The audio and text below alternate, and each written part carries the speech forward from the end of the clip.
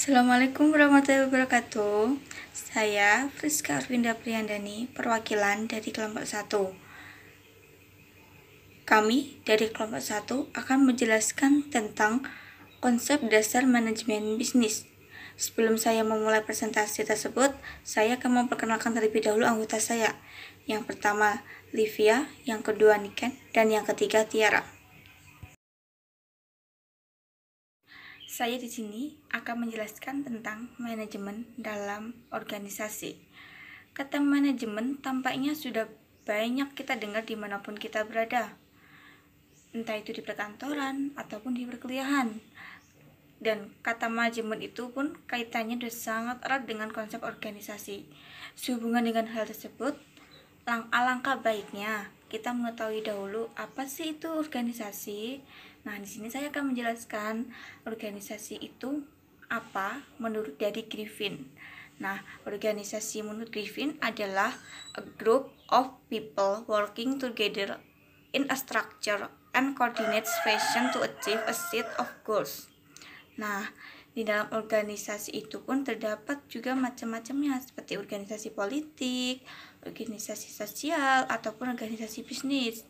Nah, di dalam itu pun mereka juga mempunyai tujuan masing-masing. Ada yang untuk menyalurkan aspirasi, ada yang untuk mendapatkan profit. Nah, organisasi itu pun sendiri juga memiliki berbagai banyak sumber daya yang dimilikinya. Misalnya seperti peralatan, perlengkapan, dan lain sebagainya. Selanjutnya, saya akan menjelaskan tentang apa itu manajemen. Nah, manajemen menurut Mary Parker Follett artinya seni dalam menyelesaikan sesuatu melalui orang lain. Nah, tadi ada kata seni dalam menyelesaikan. Nah, apa sih yang harus diselesaikan? Nah, yang harus diselesaikan yaitu segala sesuatu yang perlu dilakukan dalam rangka pencapaian tujuan tertentu. Tujuan tersebut sangat beragam tergantung dari jenis suatu organisasinya. Misal organisasi bisnis itu tujuannya adalah untuk mendapatkan profit. Nah, lalu mengapa sih pada penyelesaiannya kita harus melakukannya itu bersama orang lain atau melalui orang lain? Karena pada praktiknya itu pun pengertian dari organisasi adalah sekumpulan orang-orang pekerjaan untuk menyelesaikan sesuatu itu bukan sesuatu yang mudah. Terlebih jika apa yang harus diselesaikan banyak sekali dan tidak dapat diselesaikan oleh satu orang. Lalu bagaimana cara menyelesaikannya? Proses penyelesaiannya itu pun melalui berbagai tahap-tahapan. Nah, di sini kalau yang berdasarkan organisasi bisnis, tahapannya itu ada tahapan berupa perencanaan, pengorganisasian, pelaksanaan, hingga pengawasan dan pengendalian. Manajemen menurut Nickel, McHugh, and McHugh, manajemen adalah sesuatu proses yang dilakukan untuk mewujudkan tujuan organisasi melalui rangkaian kegiatan berupa perencanaan, pengorganisasian, pengarahan, dan pengendalian orang-orang serta sumber daya organisasi lainnya. Manajemen pada dasarnya merupakan seni atau proses dalam menyelesaikan sesuatu yang terkait dengan pencapaian tujuan tertentu. Di sini saya akan menjelaskan di dalam penyelesaian itu terdapat beberapa faktor. Nah, di dalam penyelesaian itu ada 3 faktor. Yang pertama, adanya penggunaan sumber daya organisasi, baik dia di sumber daya manusia atau sumber daya faktor produksi lainnya. Menurut Griffin, sumber daya tersebut meliputi sumber daya manusia, sumber daya alam, sumber daya keuangan, serta sumber daya informasi. Nah, yang kedua, adanya proses yang bertahap dari mulai perencanaan, pengorganisasian, pengarahan, dan pengimplementasian hingga pengendalian dan pengawasan. Yang ketiga, yang terakhir, adanya seni dalam menyelesaikan pekerjaan. Nah, saya di sini telah menjelaskan apa tadi itu manajemen dalam organisasi, pengertian dari organisasi, dan apa aja sih faktor yang terdapat di dalam penyelesaian. Selanjutnya, materi selanjutnya akan diterangkan oleh teman saya. Terima kasih. Saya Sylvia Wahyu Anggraini akan menjelaskan tentang peran-peran manajemen dalam organisasi. Mengapa manajemen diperlukan? Agar tujuan dari organisasi dapat dicapai secara efektif dan efisien. Efektif menurut Peter F. Drucker adalah mengerjakan pekerjaan yang benar atau doing the right thing. Sedangkan efisien menurutnya adalah mengerjakan pekerjaan dengan benar atau doing thing right. Fungsi manajemen, serangkaian kegiatan yang dijadikan dalam manajemen berdasarkan fungsinya masing-masing, serta mengikuti tahapan-tahapan tertentu dalam pelaksanaannya. Fungsi manajemen menurut Nickel MC Hook 1997. Pertama, perencanaan planning, yaitu proses yang menyangkut upaya yang dilakukan untuk mengantisipasi kecenderungan di masa yang akan datang dan penentuan strategi dan taktik yang tepat untuk mewujudkan target dan tujuan organisasi. Kedua, pengorganisasian atau organizing, yaitu proses yang menyangkut bagaimana strategi dan taktik yang telah dirumuskan dalam perencanaan didesain dalam sebuah struktur organisasi yang tepat dan tangguh. Sistem dan lingkungan organisasi yang kondusif bisa memastikan bahwa semua pihak dalam organisasi bisa bekerja secara efektif dan efisien guna pencapaian tujuan organisasi.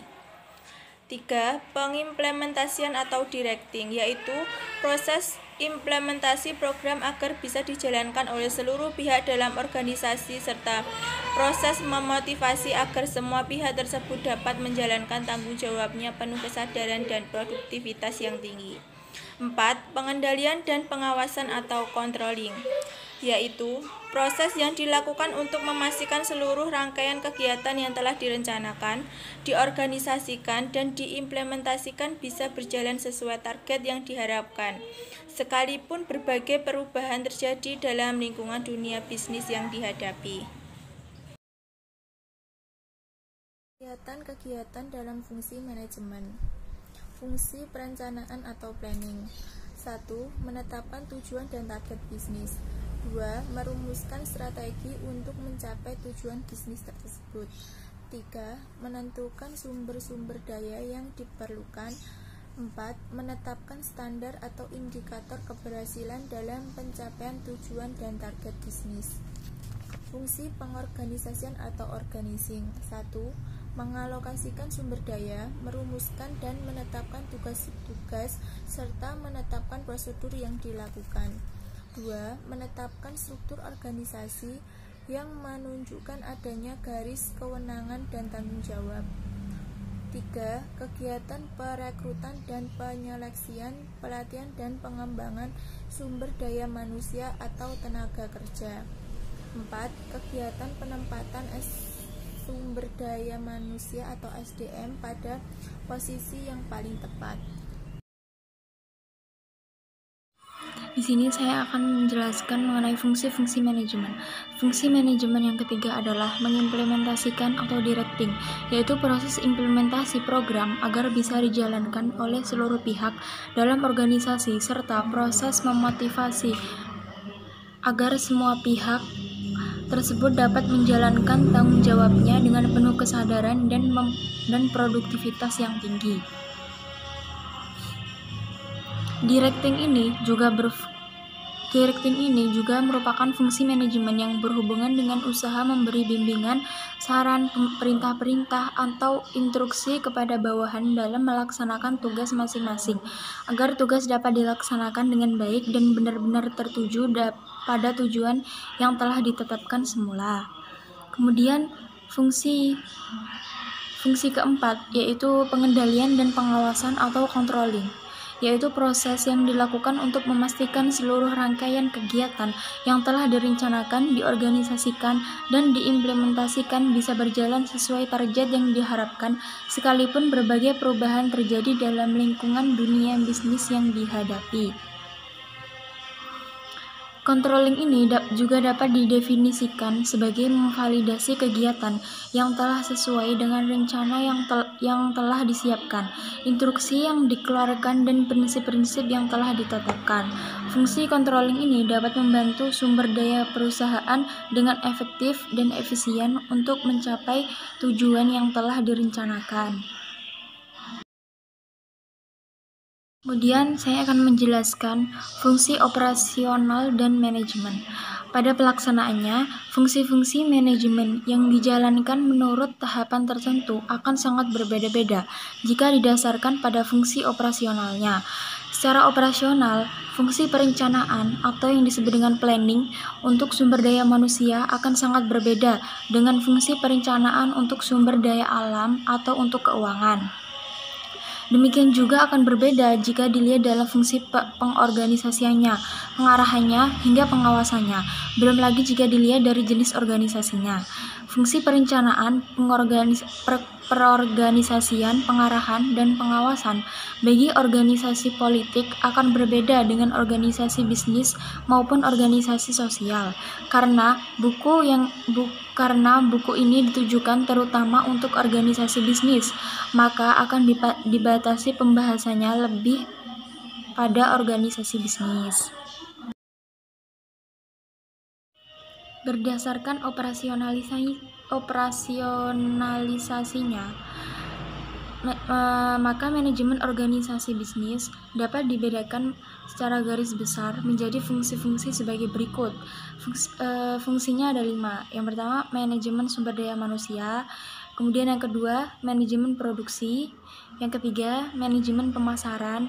Dan yang keempat, manajemen keuangan. Dan yang kelima, manajemen informasi. Manajemen organisasi bisnis. Yang pertama, fungsi manajemen organisasi bisnis yang pertama ialah manajemen sumber daya manusia.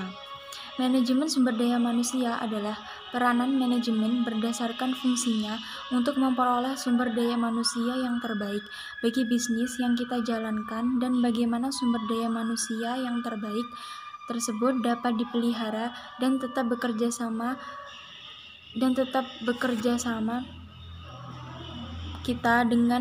bekerja bersama kita dengan kualitas pekerjaan yang senantiasa konstan ataupun bertambah.